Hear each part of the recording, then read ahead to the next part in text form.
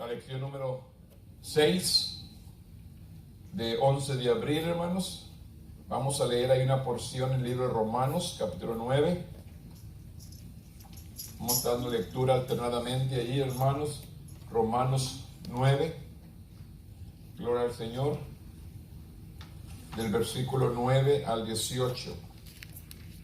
Romanos, capítulo 9. Del versículo 9 al 18. Vamos a dar lectura en la Biblia ahí alternadamente. A concluir ahí en el 18. Veamos, hermanos. Romanos, capítulo 9. Versículo 9 hasta el 18. Gloria a Dios.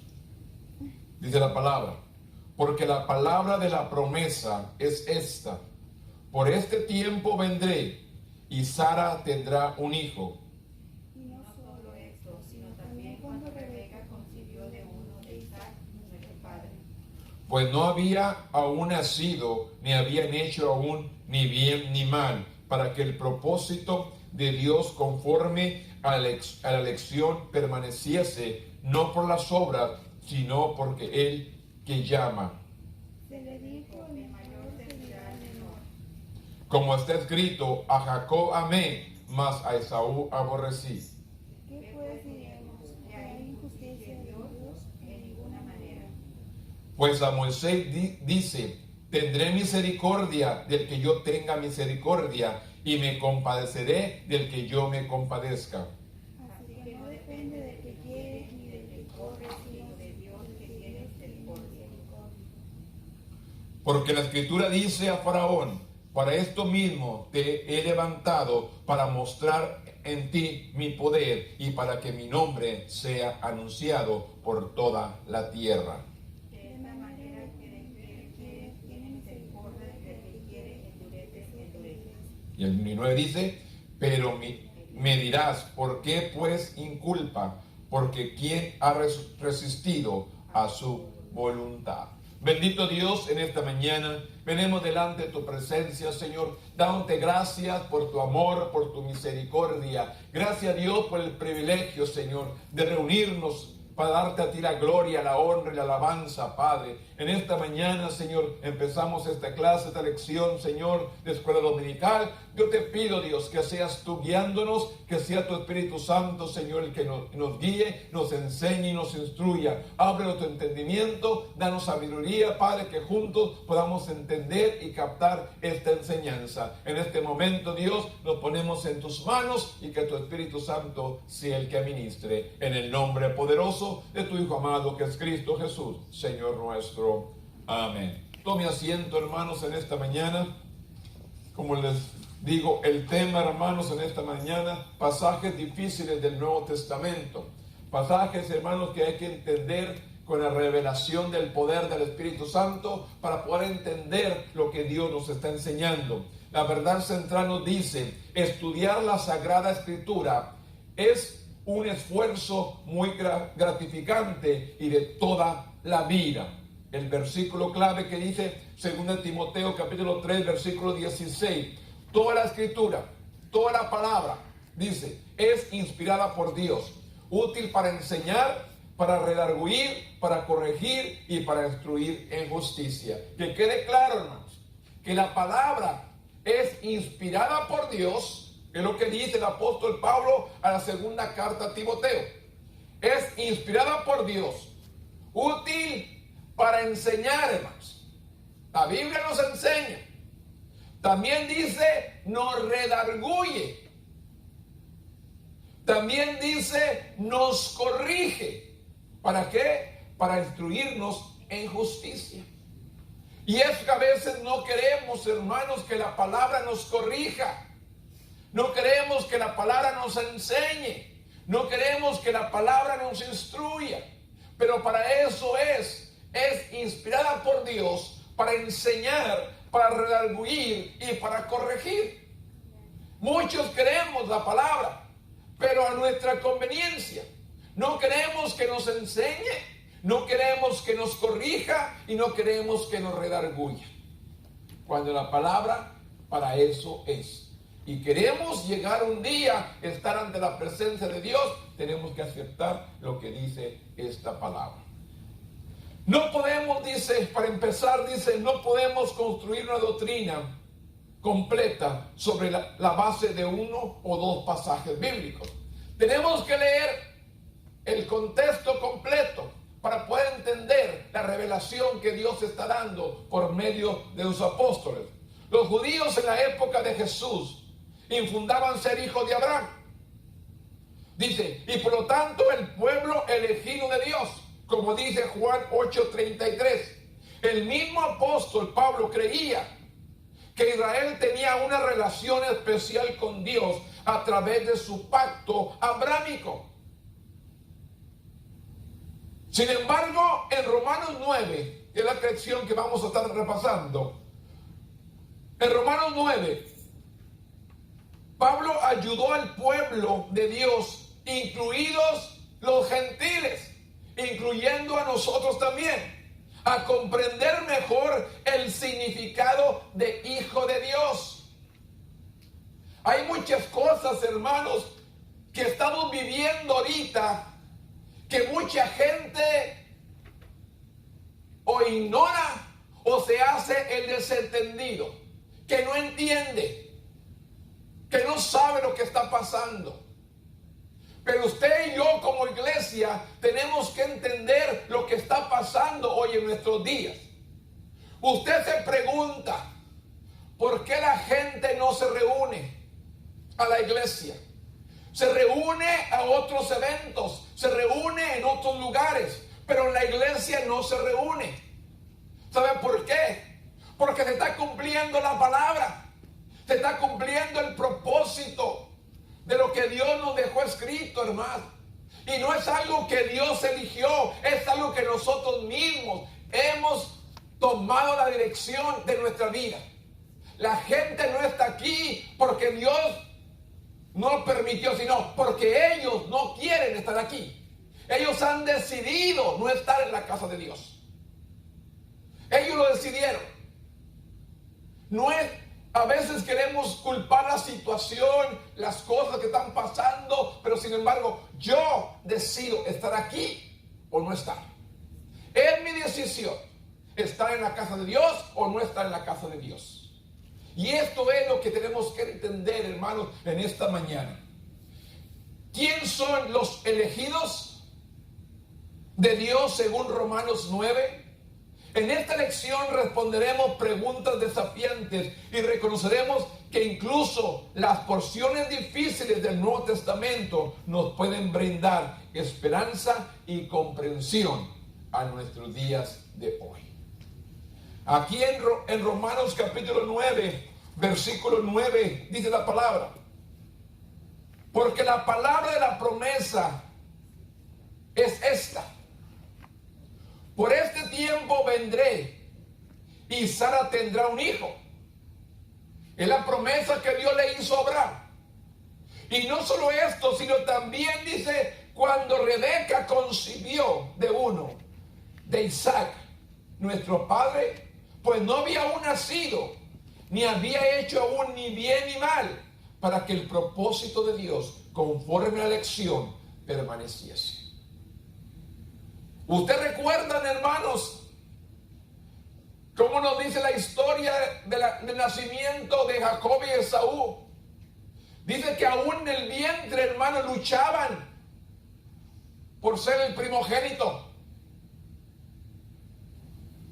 Pero sin embargo nace Esaú, pues la bendición vendría de Jacob. A veces no entendemos, hermanos, pero tenemos que entender que Dios es un Dios soberano. Y Él sabe lo que está haciendo. Muchas veces nuestra mentalidad no entiende o no capta los designios o el propósito de Dios, lo que Él está actuando. Algunos se han preguntado por qué Dios escogió a Israel como pueblo para venir Él a nacer. ¿Por qué Dios escogió este pueblo? Hay un propósito. La doctrina de la elección tiene como base la soberanía de Dios. Dios es un Dios soberano. Él puede hacer lo que elija para cumplir su propósito. Dios tiene que cumplir el propósito aquí en la tierra. No entendemos, hermanos, cómo el pueblo de Israel, viendo a Jesús, predicando, dando el mensaje aún en las sinagogas, hablando en la palabra con gozo, con alegría, sanando a los enfermos, a los paralíticos, levantando a los muertos, viendo todas estas señales, hermanos, y aún no creyeron. Usted se pregunta por qué. Dios conoce y sabe. Dios tenía un propósito, hermano, para toda la humanidad. Tenía para que toda la humanidad, recuerden, ¿qué le dice Dios a Abraham? Que en él serían benditas todas las naciones de la tierra. Era una promesa. Y esa promesa tenía que cumplirse.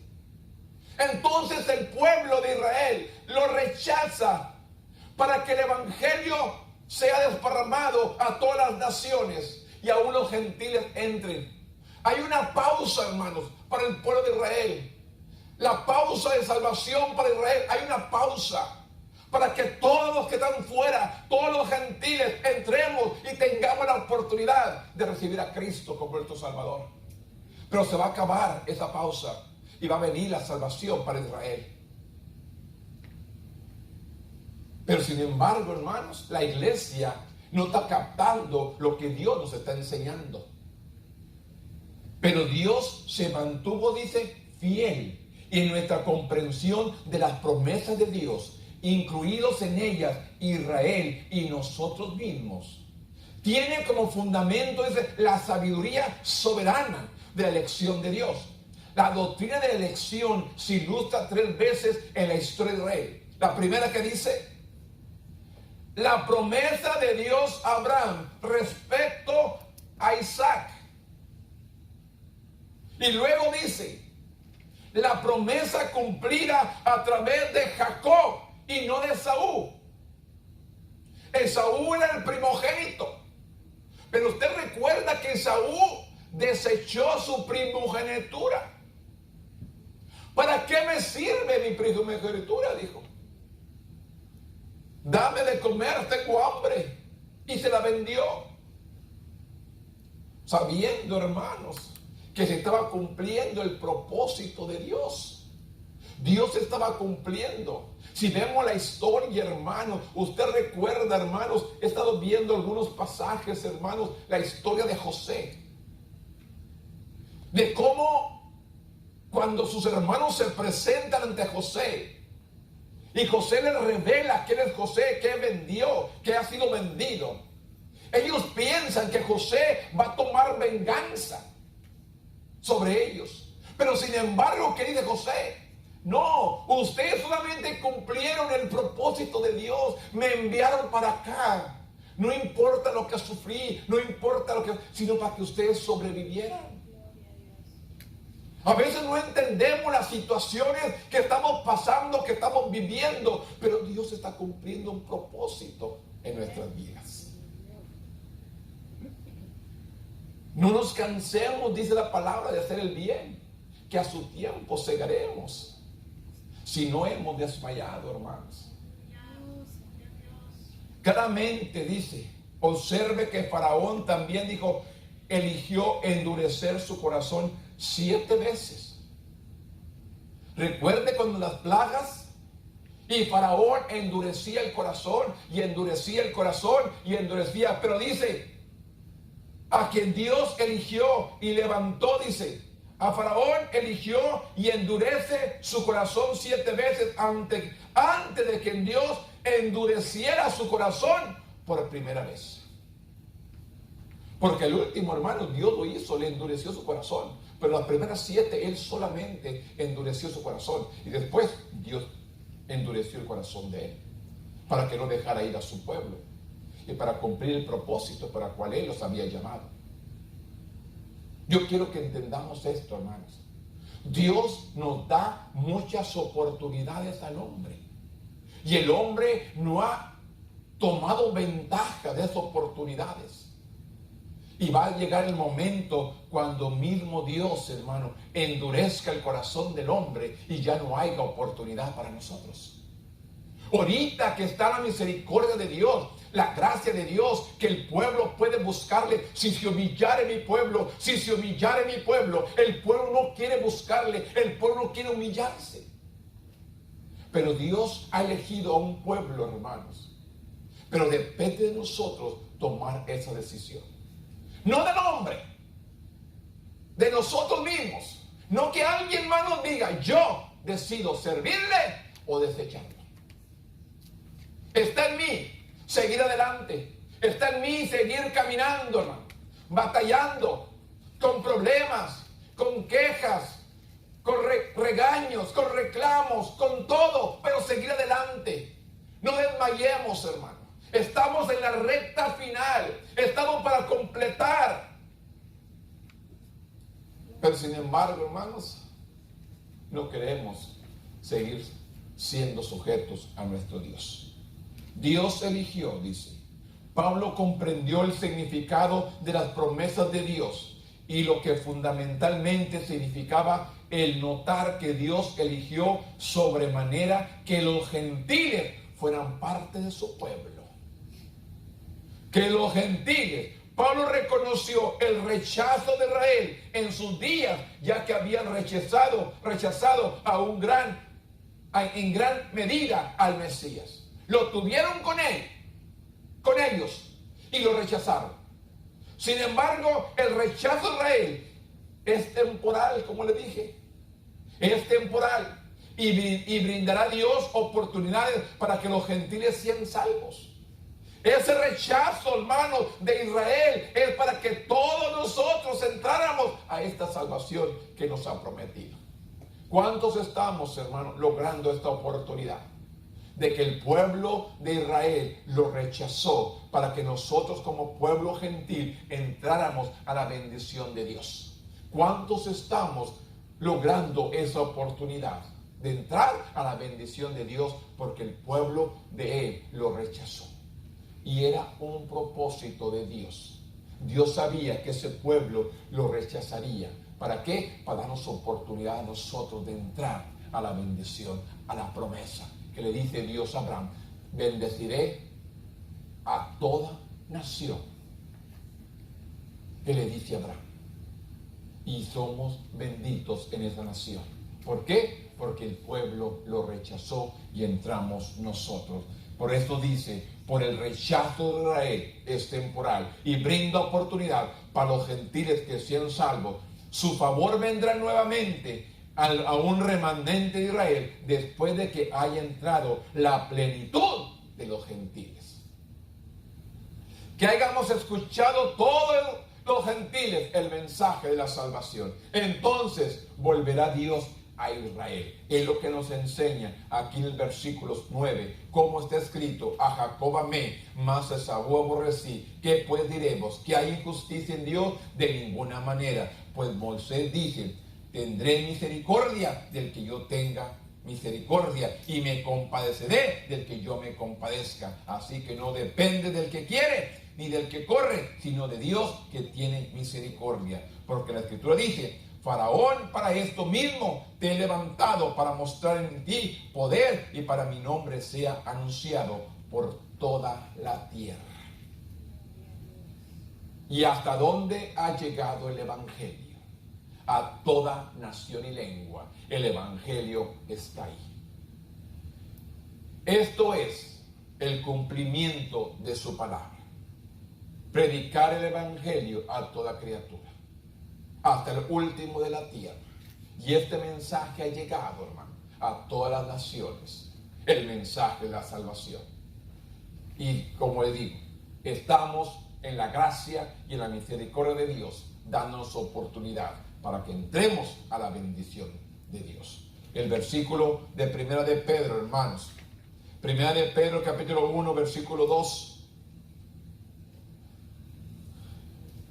1 y 2 dice: Pedro, apóstol de Jesucristo, y los expatriados de la dispersión en Ponto, Galicia, Capadocia, Asia, Bitinia, Y dice, elegidos según la presencia de Dios, Padre, en santificación del Espíritu, para obedecer y ser rociados con la sangre de Jesucristo. Gracia y paz sean multiplicadas. La elección de los gentiles, dice el segundo porción de la guía.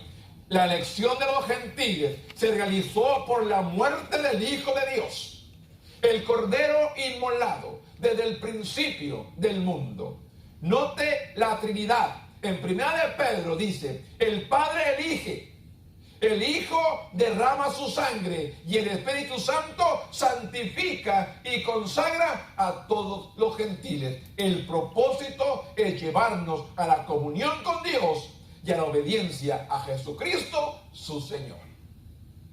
Aquí está el cumplimiento. El Padre elige, el Hijo derrama su sangre y el Espíritu santifica y consagra. Mire, no que habremos amado a Dios, porque Él nos amó primero. No que nosotros hayamos buscado a Dios, Él nos buscó. La Biblia dice, yo vine a buscar y a salvar todo lo que estaba perdido. Pero depende de nosotros buscar esa salvación. Es tristeza, hermanos, ver los lugares vacíos, pero es cumplimiento de la palabra. Recuerden, la palabra se sigue cumpliendo. Esta relación que se encuentra allí en 2 de Pedro, capítulo 1, versículos 10 y 11, que dice, por lo cual, hermanos, tanto más procurad hacer firme nuestra vocación y elección, porque haciendo estas cosas no caerás jamás. ¿Qué dice? Por lo cual, hermanos, tanto más procurad hacer firme vuestra vocación y elección, porque haciendo estas cosas no caeréis jamás, porque de esta manera os será otorgada amplia y generosa entrada en el reino eterno de nuestro Señor y Salvador Jesucristo. ¿Qué nos dice? Hemos elegido nuestra vocación y nuestra elección de servir a Cristo. Hemos tenido esa vocación. Esta relación viva y nueva, hecha posible por la elección de Dios, no es garantía de salvación eterna. Tenemos que cuidar la salvación. Independientemente de lo que una persona elija hacer en el futuro, si fuera así, entonces habría necesidad de la fuerte exhortación a crecer en la fe y la advertencia contra el pecado. Procurad hacer firme vuestra vocación, dice, y elección, porque haciendo estas cosas, dice, no caerás jamás. Estar firme en lo que hemos creído, hermanos. Sabemos que Cristo salva. Sabemos que Cristo sana. Sabemos que Cristo perdona. Sabemos que Cristo nos guarda, suple, nos ayuda, nos protege. ¿Qué dice? Cristo, procurad hacer firme vuestra vocación y elección, porque haciendo estas cosas no caerás jamás. ¿Cuánto pueblo ha caído de la gracia de Dios? ¿Cuáles son las excusas que está poniendo el pueblo para caer de la gracia de Dios? La fe en Cristo producirá y debe producir obediencia a Cristo. Esto no solo validará el llamado de uno asegurando su elección, sino que dará como resultado una entrada al reino eterno de nuestro Señor Jesucristo. Por eso hemos decidido vuestra vocación y elección, porque haciendo estas cosas, dice, no caerás jamás. ¿Cuántos pueblos, hermano, se ha descuidado de su vocación y su elección? ¿Cuánto pueblo, hermano, se ha descuidado de su vocación y elección? ¿Y dónde está el día de hoy? ¿Dónde se encuentra el día de hoy el pueblo? ¿Dónde está? Yo simplemente digo, Dios, dale esa oportunidad de que vuelvan una vez más a tu encuentro. Dale esa oportunidad de que regresen a tu redil. Dale esa oportunidad de que te conozcan realmente y experimenten la salvación verdadera y puedan tener presente su vocación y su elección de servir a Jesús. Es triste, hermanos, pero esta es la vida que estamos viviendo el día de hoy. El regreso de Cristo, hermanos, nos habla ahí en 2 Tesalonicenses capítulo 2 del 1 al 4 y el 8. 2 Tesalonicenses del 1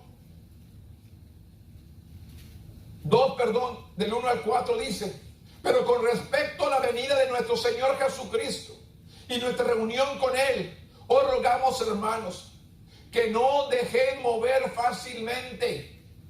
¿Qué es lo que estaba pasando? Había hermanos maestros engañando en ese tiempo. Había maestros que estaban hablando cosas que no iban conforme a la palabra.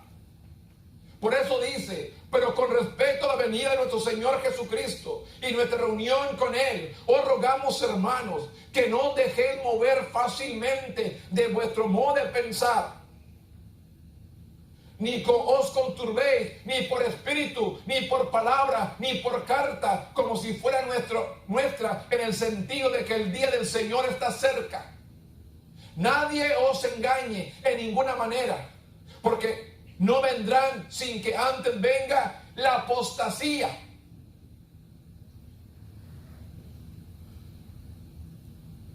Y se manifieste el hombre de pecado, el hijo de perdición, el cual se opone y se levanta contra todo lo que se llama Dios y es objeto de culto, tanto que se sienta en el templo de Dios como Dios, haciendo pasar por Dios. El 8 dice: y entonces se manifestará aquel inicuo, a quien el Señor matará con el espíritu de su boca y destruirá con él el resplandor de su venida.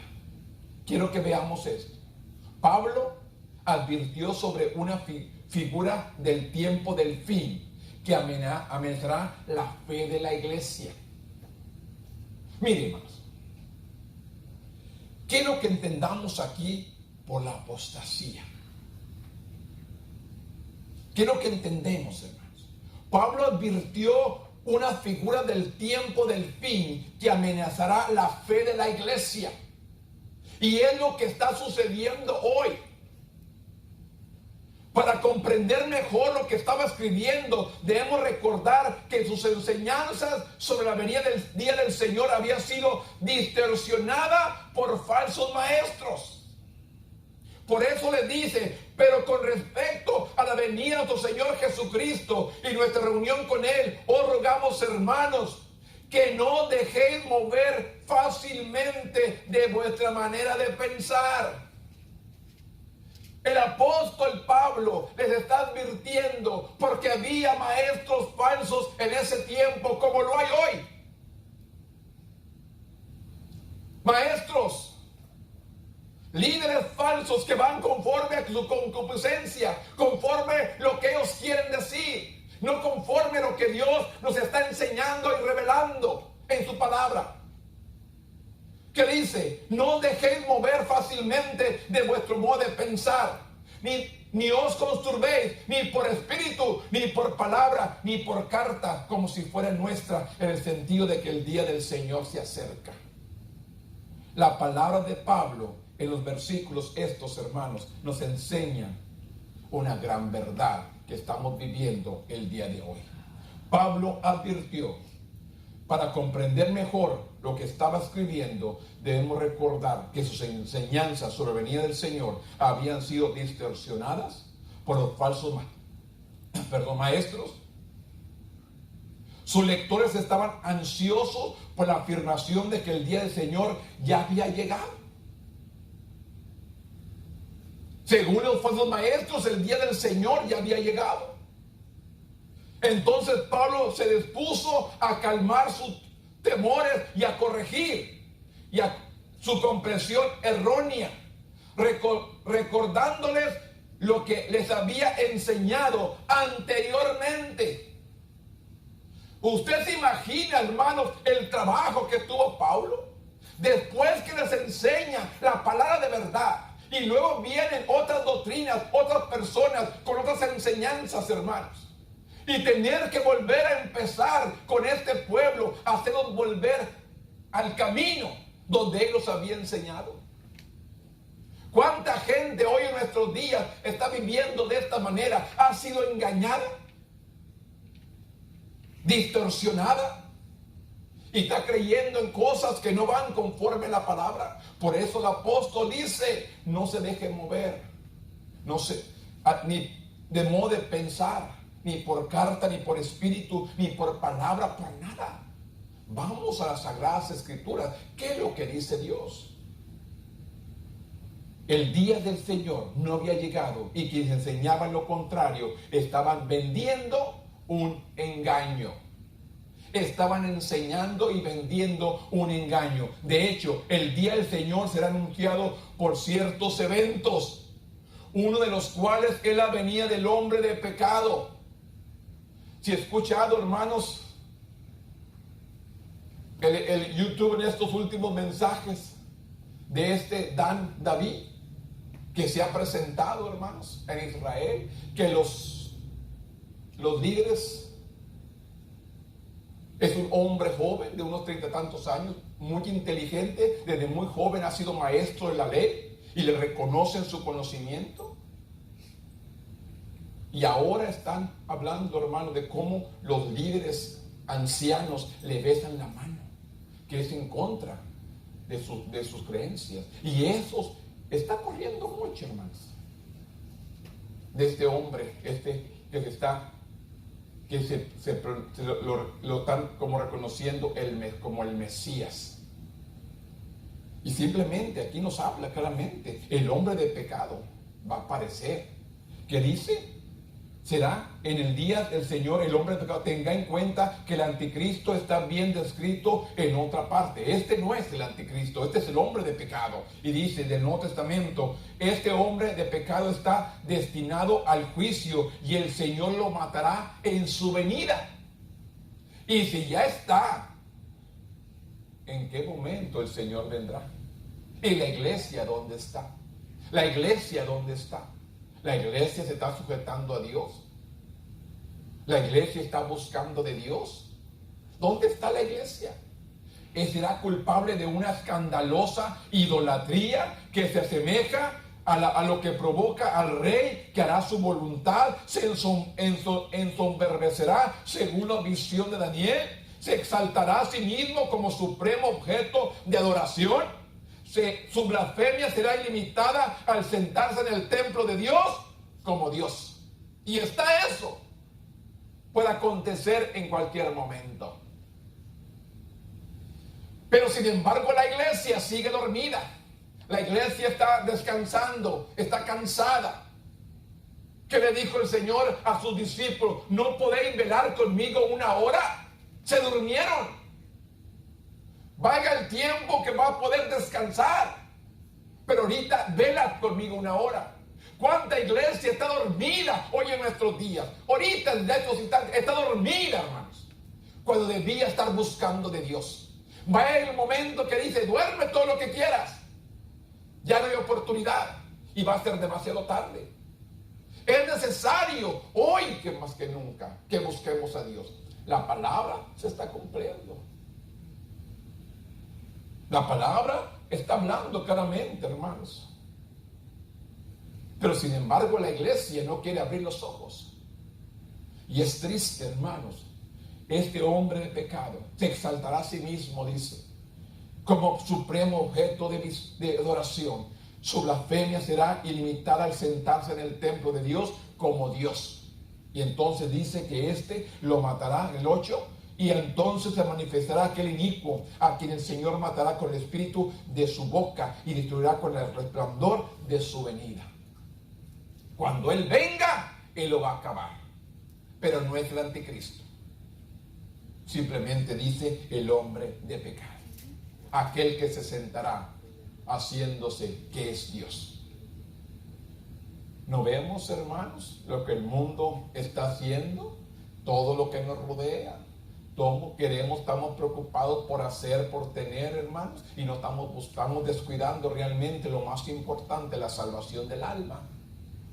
Estamos por construir, por hacer, por tener aquí en esta tierra, y estamos perdiendo el tiempo cuando nuestra alma se está perdiendo.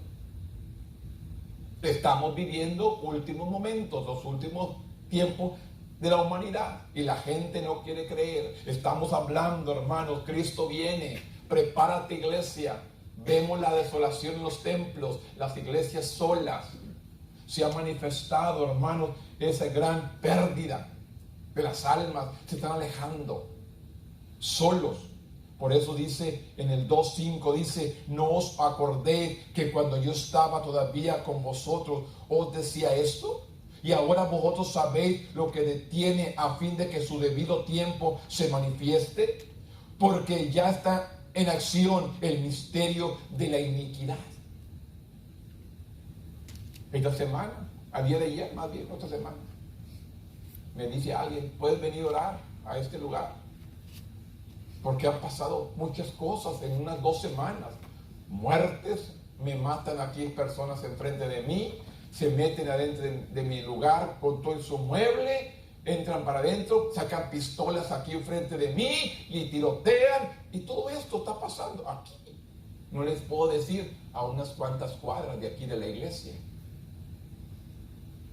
Y todo esto está aconteciendo, hermanos, pero no estamos viendo, hermanos, cómo el pecado, la iniquidad se está multiplicando y la iglesia no está buscando de Dios. En vez de estar intercediendo, viendo, buscando a Dios, nos vemos como que no nos damos cuenta. Estamos ignorando, estamos preocupados por el bienestar, por hacer, por tener, sin darnos cuenta que estamos perdiendo la salvación del alma. ¿De qué me sirve si granjearas todo el mundo y perdieras tu alma? Dice la palabra. ¿De qué te sirve?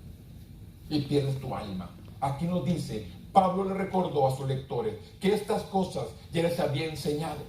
Ciertamente habrían reconocido de esta idolatría sin ley, su blasfemia pública. El hecho de que aún no le vieran, era evidencia de que aún no habían venido, porque aquello que lo detenía se los impedía. La palabra de Pablo en el versículo 7 al 9 ha generado mucho debate, hermanos, que dice: porque ya estas acciones, el misterio de la iniquidad, solo hay que quien al presente lo detiene hasta que él a su vez se ha quitado del medio. ¿Quién registra? La palabra de Pablo, el versículo dice: quien registra y detiene al anticristo. Los puntos de vista comunes son la iglesia. ¿Quién lo detiene? La iglesia. O el Espíritu Santo que reside en la iglesia. Algunos piensan que el controlador era el Imperio Romano, o algún emperador que procedió de la venida de Cristo. A este punto de vista tiene poco sentido hoy. Toda la destrucción del Imperio Romano y la continuación de la iglesia sigue adelante.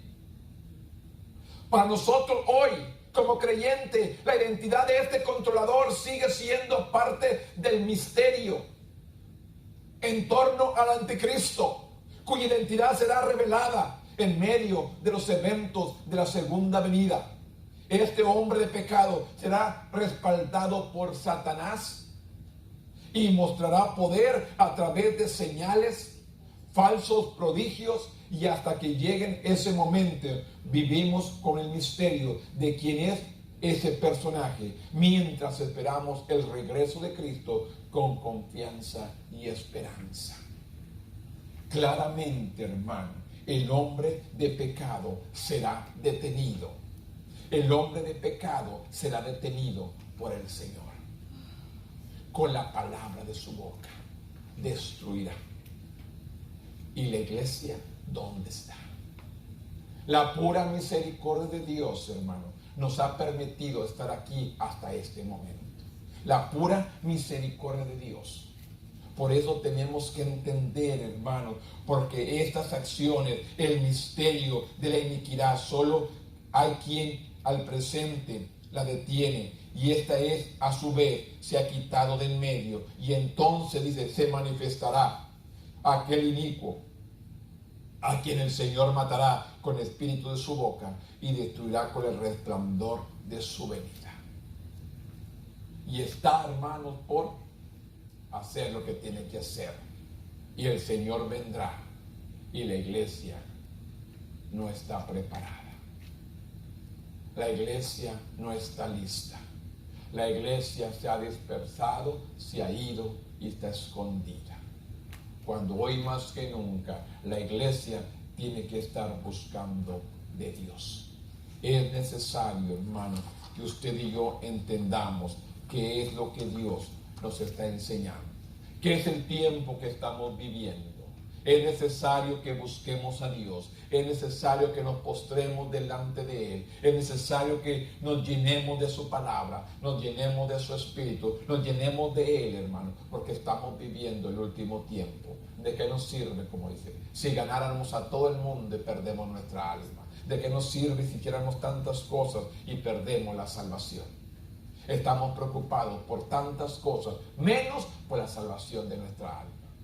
Estamos haciendo cosas incorrectas, hermanos. Estamos haciendo cosas incorrectas. Estamos escondiendo cosas. Para Dios no hay nada oculto. Él mira tus acciones. Él mira nuestras acciones. Él mira todo lo que hacemos, según en secreto. Él lo está viendo. ¿A dónde huiré de su presencia? Si me voy al profundo de la mar, ahí está Él. Si me remonto en el monte más alto, ahí está Dios. ¿Qué estoy escondiendo?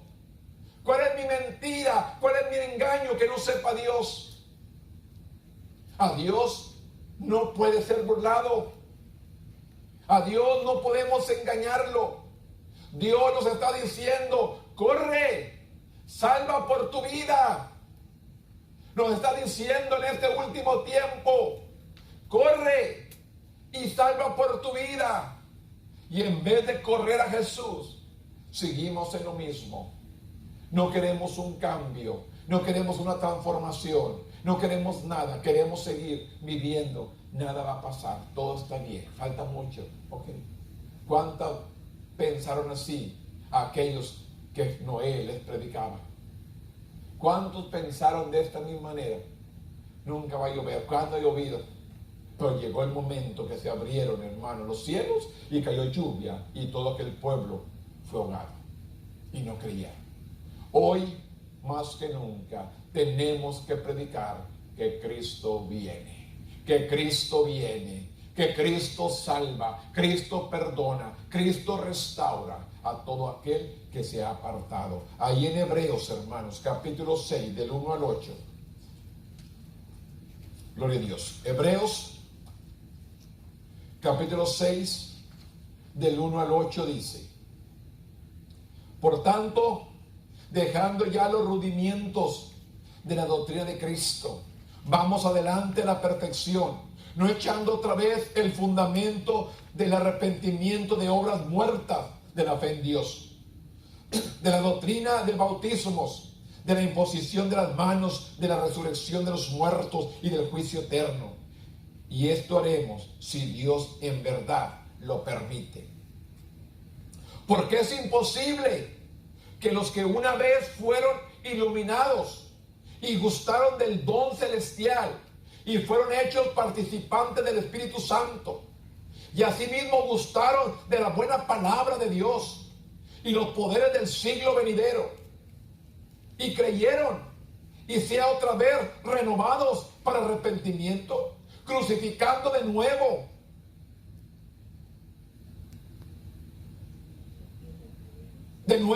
para sí mismo al Hijo de Dios y exponiéndolo a vituperio. Porque la tierra que bebe la lluvia, que muchas veces cae sobre ella, produce hierba provechosa. Aquellos por los cuales es labrada reciben bendición de Dios. Pero los que producen espinos abrojos es reprobada, esta próxima a ser maldecida, y su fin es el de ser quemada. Hemos creído, hermanos. Hemos aceptado a Cristo. Hemos probado la palabra. Hemos probado la unción del Espíritu Santo. Hemos recibido de Él. Queremos volver a crucificar a Cristo, hermanos. Es lo que dice el libro de Hebreos. Hebreos enseña acerca de la apostasía, hermanos. El abandono de la fe. Esto es la apostasía, hermanos. El abandono de la fe. Por eso le digo, ¿dónde está la iglesia? Esta apostasía, hermano, es pueblo que creyó, pero ha abandonado su fe. La Biblia dice que sin fe es imposible agradar a Dios. Entonces, ¿dónde está la iglesia? Ha abandonado su fe. La iglesia no está reunida porque ha abandonado su fe y ha entrado en una apostasía hoy en nuestros días. Y toda esta situación que estamos viviendo, hermanos, como que les ha dado un gusto, hermanos, para no estar en la casa de Dios. Es la realidad, hermanos. Es lo que estamos viviendo. Que dice la apostasía. ¿Qué significa la apostasía? El abandono de la fe por parte de un cristiano. El abandono de la fe por parte de un cristiano. Algunos creen que un verdadero creyente nunca podrá perder la salvación. Pero ¿qué dice la palabra? No descuides esta salvación tan grande. ¿Y qué dice la palabra? Y no borraré tu nombre de la vida, del libro de la vida. Porque Él puede quitarlo si tú abandonas la fe. Por eso dice, la apostasía es lo que estamos viviendo en la iglesia hoy. El cristiano ha abandonado su fe. El cristiano ha abandonado la salvación que Dios le ha dado, el perdón de sus pecados. ¿Y dónde están? Porque la apostasía es el tiempo del fin. Y es lo que estamos viviendo. No nos interesa, hermanos. No nos interesa estar en la casa de Dios. No nos interesa reunirnos, escuchar palabras para ser edificados. No nos interesa seguir adelante porque hemos entrado en un estado de apostasía. Recuerden, Faraón endureció su corazón 7 veces. Y el 8º, Dios se lo endureció. ¿Queremos, hermanos? Hoy en nuestros días hemos endurecido nuestro corazón y hemos negado o hemos abandonado nuestra fe. Queremos que Dios nos ponga ese corazón de no volvernos a Él. Y estamos destinados ¿a qué? A la perdición, a la muerte eterna. ¿Es lo que queremos? Claramente enseña acerca de la apostasía, el abandono de la fe por parte de un cristiano. Algunos creen que un verdadero creyente nunca podría perder la salvación y por eso ven a este versículo como una descripción de falsos creyentes. Por esta razón es importante que examinemos acerca del texto. Estas personas han sido iluminadas espiritualmente, un término utilizando otra parte del Nuevo Testamento para describir los verdaderos cristianos, si son participantes del Espíritu Santo, y por lo tanto podemos concluir que quienes apóstatan sobre verdaderos cristianos, que es en la palabra de Pablo, han desechado y naufragado en su fe. ¿Cuánto pueblo, hermanos, ha desechado y ha naufragado de la fe en Cristo? Usted y yo, hermanos, conocemos a mucha gente que en un tiempo levantaban sus manos, lloraban aquí en el altar, clamaban y amaban y glorificaban a Dios. ¿Dónde están? Han desechado, hermanos, la fe y el amor del Señor. Han naufragado de su fe, hermano. Se han apartado. Y este es el tiempo que habla, hermanos, el apóstol Pablo, hermanos, de esta apostasía que estaría en la iglesia. Yo les digo una cosa, no que Dios los haya desechado. Cada uno de ellos han desechado el evangelio, han desechado la gracia de nuestro Dios. Por lo tanto, podemos concluir que quienes apostatan son verdaderos cristianos que en la palabra de Pablo han desechado, naufragado en su fe. Esto no es un fallo momentáneo de fe ni una indiscreción pecaminosa, más bien es una elección consciente de rechazar el fundamento de su salvación. No ha sido Dios, ha sido la persona, ha desechado la salvación, Cristo y la cruz. Por lo tanto, han optado por abandonar la fe y se han alejado. Alejarse del único medio de salvación. Es por eso que Hebreos dice que es imposible renovarlos nuevamente al arrepentimiento.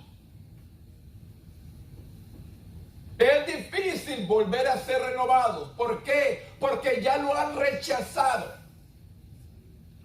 Mírenos, ¿cuántas oportunidades nosotros hemos rechazado? ¿Han vuelto otra vez oportunidades? No. Si usted y yo rechazamos una oportunidad, no vuelve esa oportunidad, ya pasó. Entonces aquí podemos ver esto.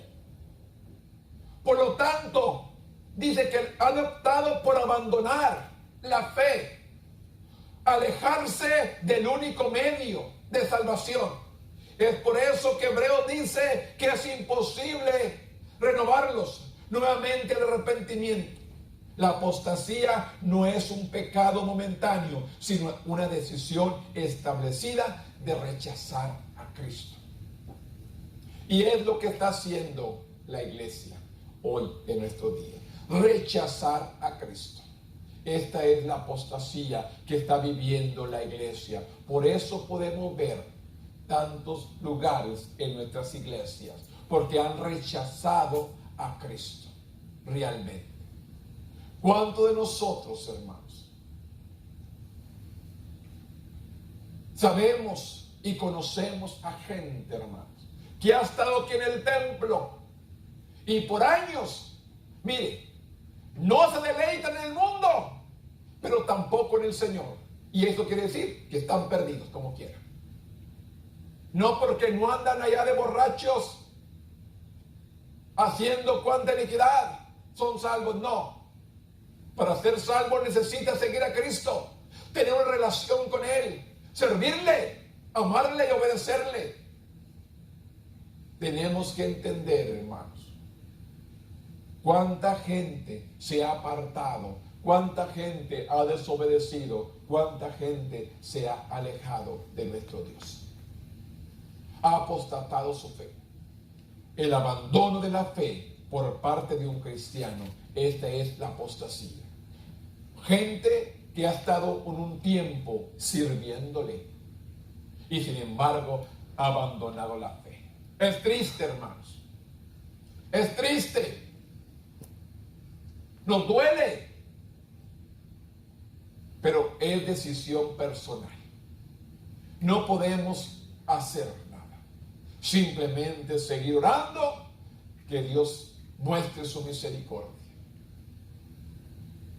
Porque claramente, hermanos, si usted mira a Santiago, hermanos, hay una palabra bien comprometida allí en Santiago. Santiago capítulo 5, versículo 20, que dice: sepa que el que haga volver al pecador del error de su camino, salvará de muerte una alma y cubrirá multitud de pecados. Es lo que dice Santiago capítulo 5, versículo 19. Sepa que el que haga volver al pecador del error de su camino, salvará de muerte una alma y cubrirá multitud de pecados. Está en nosotros, hermanos, seguir intercediendo. no decaigamos, seguir confiando. Es triste, hermanos. ¿Cuántos realmente de aquellos que estuvieran dentro del templo van a estar ante la presencia de Dios? Tenemos la oportunidad. Trabajemos, encontrémonos con Él, seamos fieles a nuestro Dios, hermanos, amémoslo, sirvámosle en todo lo que podamos, hacer lo mejor, con agrado, disponer de nuestro tiempo para el Señor, la hora, 2 horas, hermanos, que le dedicamos estar aquí en el templo, pero hagamos de un corazón sincero, no por cumplir, no por quedar bien, no porque miren, no, por agradar a nuestro Dios. Yo le digo, ¿cuántas personas, hermanos, deseando estar aquí, no pueden? Y los que pueden, no vienen. Es triste.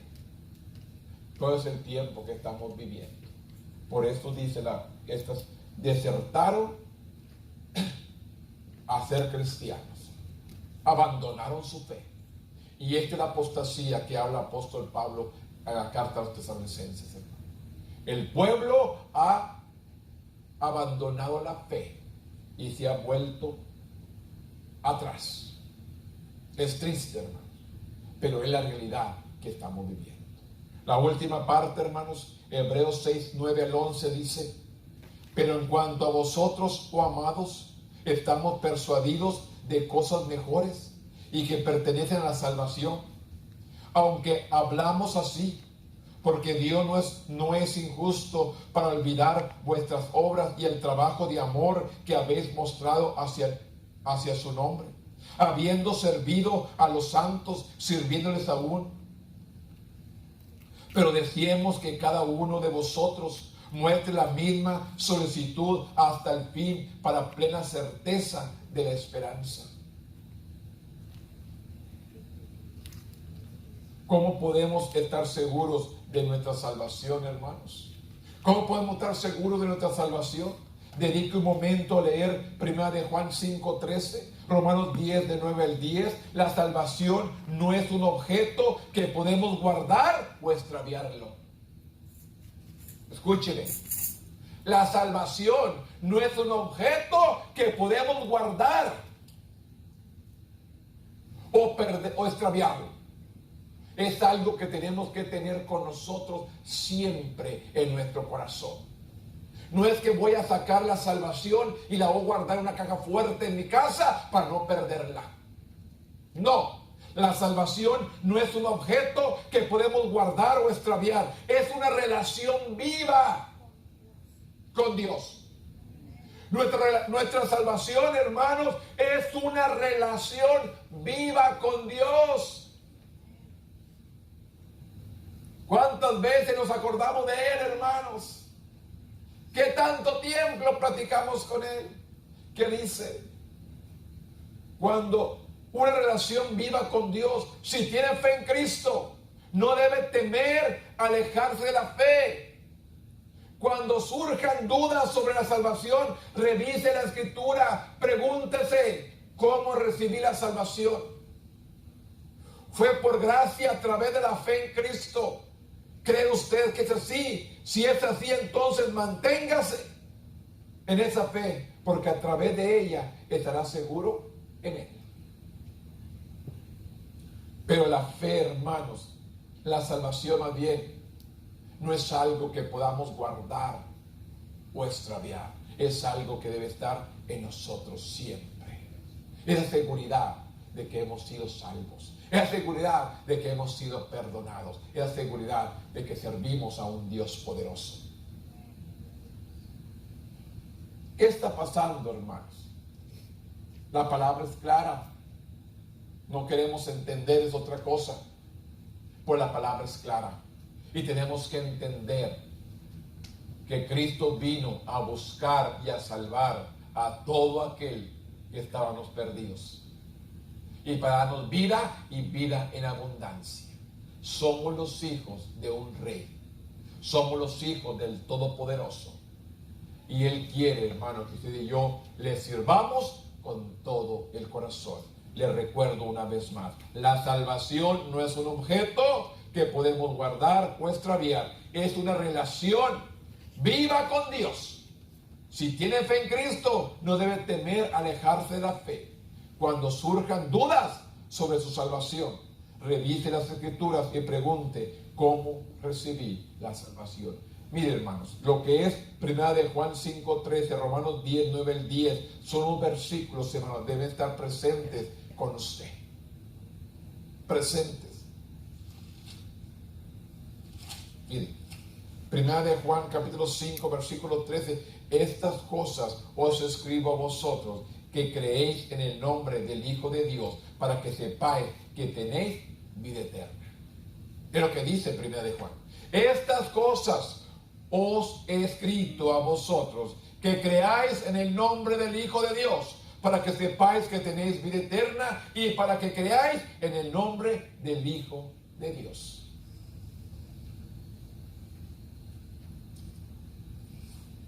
Romanos capítulo 10, versículo 9 dice, que si confesares con tu boca que Jesús es el Señor, y creyeres en tu corazón que Dios lo levantó de los muertos, serás salvo. ¿Qué dice la palabra? Que si confesaras con tu boca que Jesús es el Señor, y creyeres en tu corazón que Dios lo levantó de los muertos, serás salvo. Porque con el corazón se cree para justicia, pero con la boca se confiesa para salvación. Estos versículos, Romanos 10, 9 y 10, y 1 de Juan 5, 13, deben estar presentes siempre en nosotros, hermanos. Que hemos sido salvos, hemos sido perdonados, y si vimos nuestra fe firme en el Señor, de que Él sigue salvando, sigue perdonando, sigue restaurando y sigue bendiciendo. Y Él quiere que toda la humanidad sea salva por Él. ¿Estamos preparados, hermanos? ¿Vamos a dejar que la apostasía entre en nosotros? El que hemos abandonado la fe en Cristo, hemos abandonado la fe, queremos que esa apostasía llegue, que esa palabra se cumpla en nosotros también, cuando usted y yo somos fieles al Señor. Quiero que entendamos, hermanos, y en medio de toda situación permanezca firme en el Señor. Dios no quiere que ninguno de nosotros perezca, sino que todos vengamos a un arrepentimiento. Pero no nos obliga a nadie a servirle, hermanos. No hay una obligación, es de nosotros. El Espíritu Santo nos atrae hacia Él. Cada uno de nosotros debe tomar sus propias decisiones de aceptar su amor antes de que nuestra vida llegue a su fin o sea demasiado tarde. La oportunidad es nuestra. Ore que Dios le dé paz, de que nadie pueda arrebatarle su salvación. Rechace las tentaciones de pecar confiando en el poder del Espíritu Santo y persevere en su fe a pesar de las pruebas y las tentaciones. Perseveremos en el Señor. Póngase de pie conmigo en esta mañana y demos gracias a Dios. Su palabra ha sido clara, hermanos. No descuidemos, hermanos. Y todo aquel que ya no quiere congregarse, que no quiere buscar de Dios, hermanos, lo que está haciendo, está rechazando la fe salvadora. Está perdiendo la salvación que Dios le ha dado. Está rechazando la salvación que Dios le ha dado. Simplemente piense. Estamos buscando tantas excusas, estamos buscando tantas maneras para seguir en lo mismo. Pero las excusas no van a ser válidas ante la presencia de nuestro Dios. Bendito Dios, en esta mañana, Padre, yo vengo delante de tu presencia para darte gracias, Señor, por tu amor, por tu presencia. Gracias por perdonarnos, gracias por ayudarnos, gracias por bendecirnos, gracias por protegernos, Padre. No tenemos con qué pagarte, Señor, todo lo que has hecho por nosotros. Hemos compartido la palabra, Señor. Hemos compartido la enseñanza en esta mañana Yo te pido por todo aquel que me está escuchando ahí en su hogar, Padre. Yo te pido que bendiga sus vidas, que le toques, Padre. Todo aquel que me está escuchando ahí en su hogar, Padre, que realmente, Padre, se arrepienta de sus malos pasos y busquen de ti. En este momento, Padre, yo vengo delante de tu presencia, Padre, intercediendo por el pueblo, Señor, intercediendo por los hermanos, intercediendo por cada uno de ellos, Padre, que no se pierdan, Padre. Dale la oportunidad, Señor, que se muestren ante ti, Señor, con un corazón sincero, Padre. En este momento, Padre, gracias por su palabra, gracias por todo, Padre, y ayúdanos, Señor.